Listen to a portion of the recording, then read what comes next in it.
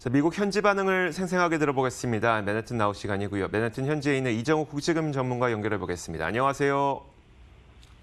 네, 안녕하세요. 자, 요즘에 미국 증시가 지난 밤에도 그렇고요. 변동성이 굉장히 커지고 있는 것 같아서 그 경기 전망에 대한 불확실성도 나오고 요즘 미국 현지에서 미국 증시를 바라보는 시각이 어떨까요? 상당히 불확실성이 커지고 있어서요. 우려스럽게 바라보고 있는데요. 지금 가을로 접어들면서 팬데믹이 재확산하는 거 아니냐. 그래서 다시 지역별로 락다운이 재개되는 거 아니냐. 이런 우려들이 나오고 있습니다. 지금 돌아다니는 데이터를 보면 실제로 미국 내 신규 코로나 확진자가 이 감소세였었던 것이 다시 증가세로 전환되는 것을 확인할 수 있는데요. 이게 이제 가을에 되면 이제 플루가 또 유행이 되죠. 이런 것들하고 이렇게 연결이 돼서 재확산할 수 있다. 락다운이 다시 나타날 수 있다. 이런 우려가 있는 겁니다. 여기에 또 한 가지 더 변동성을 심화시키고 있는 게 미국 대선 리스크죠. 트럼프 대통령이 평화적인 정권 이양을 다짐하는 것을 거부한 듯한 모습을 보였는데요. 어제 백악관에서 열렸던 기자와의 간담회에서 기자가 이렇게 물어봤습니다.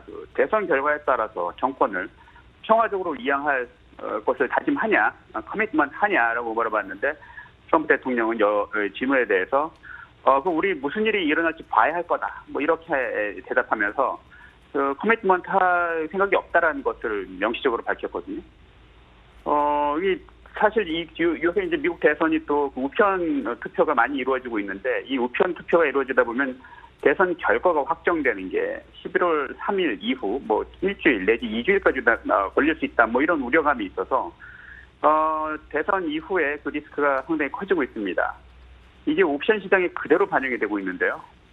그림을 하나 보실까요? 빅스 퓨처 커브인데요. 선물 곡선인데 이게 일주일 전보다 빅스 커브가 상당히 위로 상승을 했습니다. 변동성이 일주일 전보다 훨씬 더 늘어났다는 거고요. 또 가장 피크를 치는 거는 지금 11월 중순 이후입니다. 즉 대선 이후에 피크를 치고 있는 모습을 보이는데 그 피크 자체도 상당히 많이 올라갔죠. 즉 증시 변동성이 이 옵션 시장에서 그대로 데이터로 확인할 수 있는 부분입니다. 이러한 확대된 변동성 때문에 증시에 있던 자금이 지금 이탈하고 있는 것으로 보이고요. 이탈했던 자금들이 다 지금 일부는 달러 매입으로 이어져서 달러가 현재 일시적으로 강세를 보이고 있기도 합니다. 또 그밖에도 또 미국 경기 부양책에 대한 합의가 계속 지체되고 있다는 게 경기 전망에 대한 불확실성을 더욱 커지게 만들고 있는 건데요. 이렇게 불확실성이 커지면서 지금 금리와 금값에도 영향을 미치고 있습니다. 예상 인플레이션이 소폭 하락하고 있죠. 경기가 안 좋을 거다 하니까 인플레이션을 하락하는 게 당연하고요. 실제로 채권 시장에서 바라보는 인플레이션 예상치죠. 10년 브레이크 이븐 레이트이 지금 하락하고 있습니다. 몇 주 전에 1.8% 피크를 찍었다가 지금 떨어져서 1.6% 가리키고 있는데요. 이러다 보니까 이제 이건 인플레이션이 소폭 하락한다는 얘기는 실질금리는 소폭 상승한다는 얘기죠. 실질금리가 상승하게 되면 채권 수요는 증가하고 금에 대한 매력은 떨어집니다. 그래서 이제 금값은 하락하고 있는 그런 추세고요. 또 좀 전에 말씀드렸다시피 지금 달러 매입이 지금 촉발되고 있어서 달러가 일부 강세로 돌아섰습니다.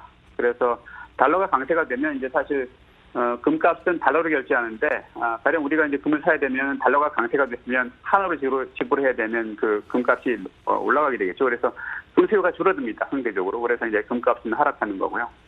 단기적으로는 지금 이런 모습을 보이고 있습니다. 그러면은 질문 드릴 게 있는데요. 네네.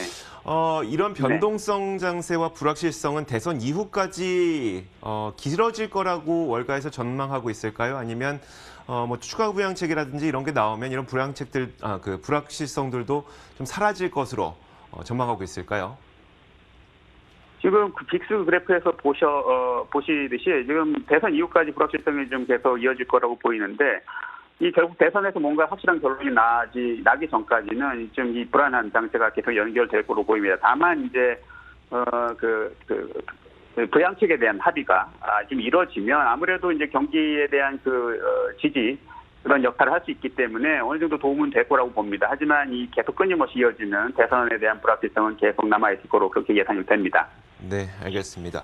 자, 맨해튼 현지 분위기도 전해주시죠.